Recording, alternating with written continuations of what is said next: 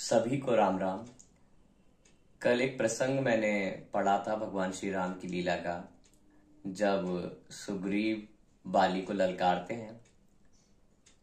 प्रभु ऐसा कहते हैं कि जाओ सुग्रीव, बाली को ललकारो और मैं तुम्हारे सारे मनोरथों को पूर्ण करूंगा, अर्थात बाली का वध करूंगा।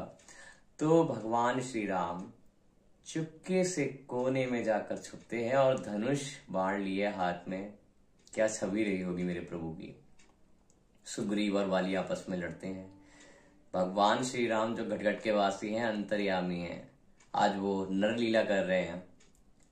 बाली सुग्रीव का युद्ध हो रहा है। सुग्रीव वहां से परास्त होकर भागते हैं और प्रभु श्री राम की शरण में आके कहते हैं, प्रभु आपने मुझे वचन दिया था कि आप मुझे बचाएंगे, पर आपने मेरी रक्षा क्यों नहीं करी।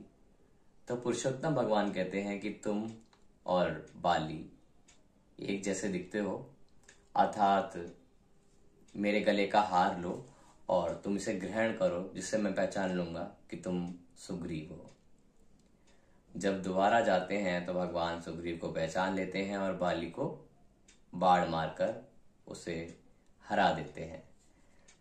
बाली को इस बात का दुख होता है कि प्रभु मेरे सामने नहीं है, मैं इतना बड़ा अपराधी हूं क्या।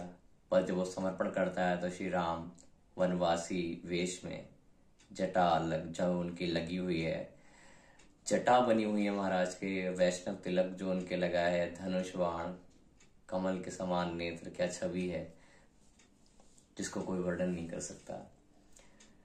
पर विचार करने वाली बात यह है कि प्रभु श्री राम क्या वाकई में बाली और सुग्रीव में भेद नहीं कर पाए थे। सोचने की बात यह है कि प्रभु सब जानते हैं, पर वो हमारे विश्वास की परीक्षा लेते हैं। जब हम माया में पड़ते हैं तो माया में इतने लीन हो जाते हैं कि हरि का विस्मरण कर देते हैं, अपने पौरुषत्व को दिखाते हैं कि हम सब कुछ कर सकते हैं। और जब अहम होता है ना, तो शिव कैसे आएंगे, प्रभु कैसे आएंगे।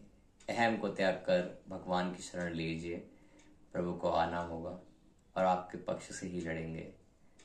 तो बाली और सुग्रीव की जो ये लीला थी भगवान श्री राम से जुड़ी, हमें यही सिखाती है।